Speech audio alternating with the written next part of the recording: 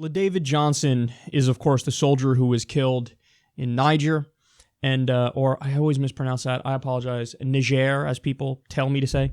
And as everybody knows, Trump himself has been feuding with LaDavid Johnson's family, and this has been in the news cycle nonstop for the past 3 days. I mean, it really has been dominating coverage.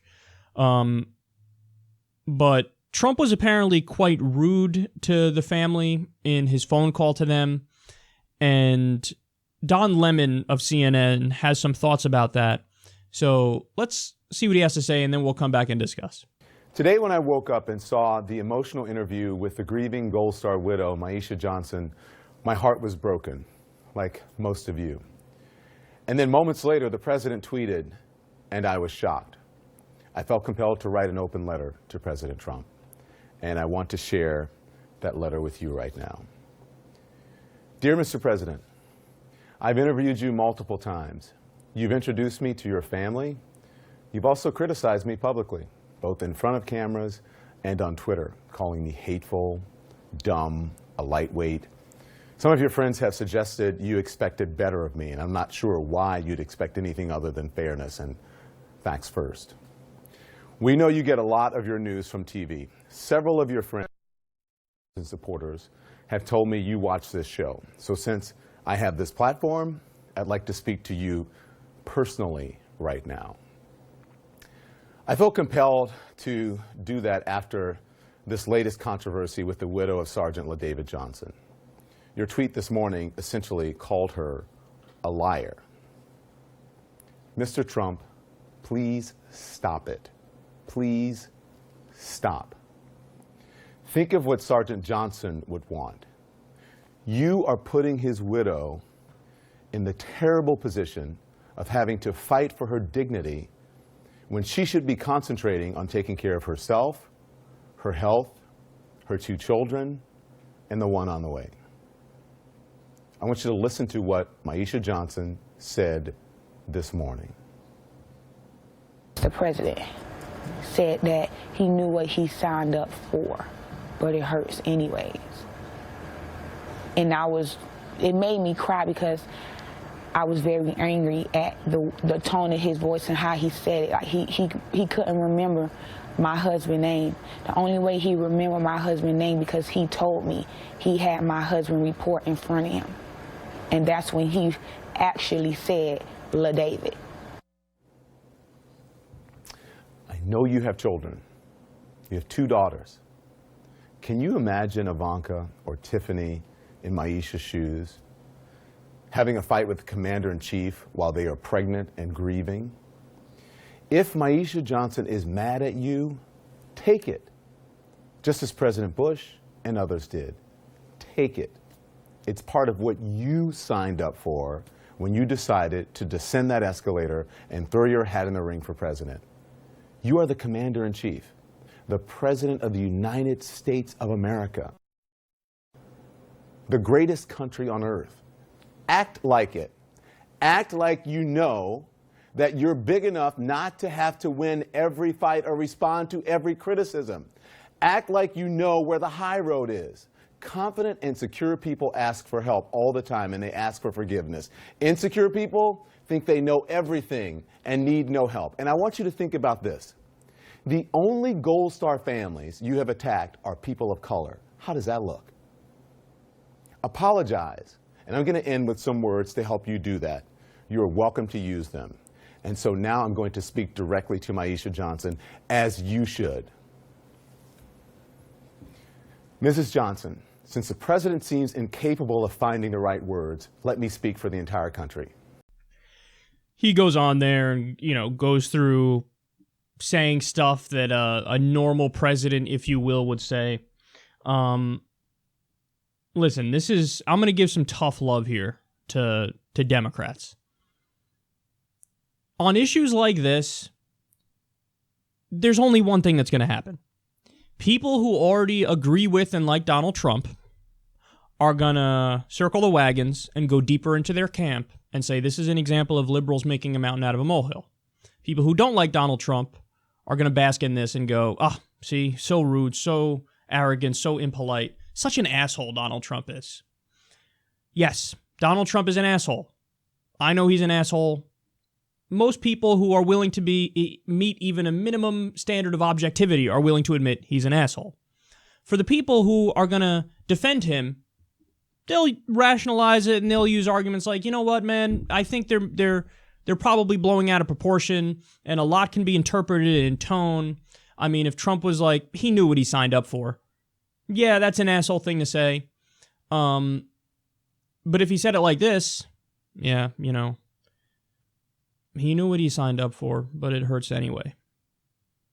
Well, then that's not as egregious, because even though it might be still a little bit of an off-color thing to say, it's not, the intent isn't the intent that you're trying to make it seem like it is. Where he's like maliciously and ignorantly like talking down to the widow of a U.S. soldier. So what's going to happen in this situation is you're going to have Democrats go into their camp and harp away on this. Republicans are going to circle the wagons and say, you're making a mountain out of a molehill, and we simply don't believe you with your outrage. We think at a certain point it becomes fake outrage. And for me, the thing that gets under my skin is this. Democrats have spent the last 3 days arguing that Trump should be polite when a U.S. soldier dies, instead of arguing that he should bring the troops home so there's no more that do. And that, to me, is what this boils down to. What are you going to be as an opposition?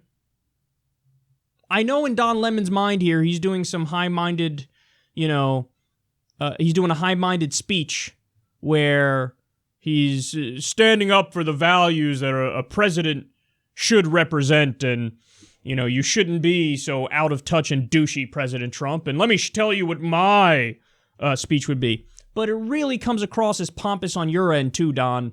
It comes across as you sniffing your own farts and going, yes, oh, it's so great. Let me speak on behalf of the country. But all you're arguing for is don't be an asshole to the widow of a soldier that died. Yeah, we fucking get it. We get it. But liberalism has to stand for more than that. You have to say, why the fuck are we in Niger in the first place? There's only been one explanation that's come out of the administration so far from General Kelly, and it was a bunch of convoluted bullshit. So you, as a journalist, should be going through the arguments. Oh, whoa, wait, he said that we need to be there to teach them how to respect human rights. We don't respect human rights. We have Guantanamo Bay. We just had a torture scandal. We invaded a country offensively that didn't attack us and killed minimum 200,000 people. And we're going to lecture the world about human rights? No, why are we in Niger? That makes no goddamn sense. Oh shit, look at that. We have 900 military bases around the world, and it costs $100 billion a year to maintain that. Hey, President Trump, bring the fucking troops home so this doesn't happen anymore. I want to prevent the next one from happening. Instead of saying be more polite on the phone call when a U.S. soldier dies, say bring the troops home so you don't have to call anybody. So you don't have U.S. soldiers dying for no goddamn reason. But no, he doesn't stand for that. And the other thing that drives me crazy is, it's the politeness police, man. Yes, we get it. Donald Trump's an asshole. But the main argument coming from Democratic circles since Trump was elected has always been, wouldn't it be better if he was so much more polite? If he could continue the status quo. Fuck, he can even be like George W. Bush. We just spent the last week praising George W. Bush because he said some anti-Trump words. So you can do offensive wars, you could do torture, you could tank the global economy, you can deregulate out the wazoo, you can outsource more jobs. But wouldn't it be great if he acted presidential as he did that? The politeness police argument gets you nowhere. You're not winning anybody over.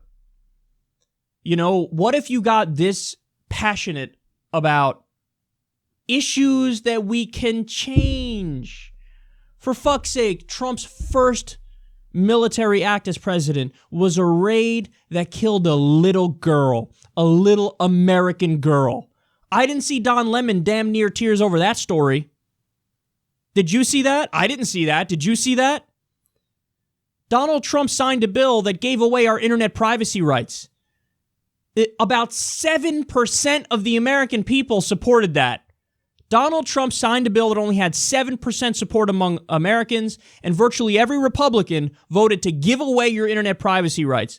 I didn't see Don Lemon tear up over the future of the internet maybe being obliterated and us having, tyranny ushered in where there's no more free speech on the internet, and you could have corporations crack down on us, and you can have, with net neutrality going away now as well, and you could have your data being sold to unscrupulous corporations. I didn't see Don Lemon tear up over that. I didn't see Don Lemon tear up over the mother of all bombs being gratuitously dropped on Afghanistan, which is our largest non-nuclear weapon. I didn't see Don Lemon tear up over the fact that we're on the fucking brink of nuclear war. Well, excuse me, not nuclear war, but maybe nuclear war, who knows? On the brink of war with North Korea. Literally, we are on the brink of war with North Korea. Countless reports over the last few days. Top administration officials telling people, dude, get your assets out of South Korea because shit might go down any minute now. So when all you do is the politeness policing, you're not gonna fucking change anything. The way to change the stuff in this debate is to say, get the troops out of Niger. Get them out from around the world. Please, let's get them out. I don't want any more to die. And you say, Trump says he cares about the troops.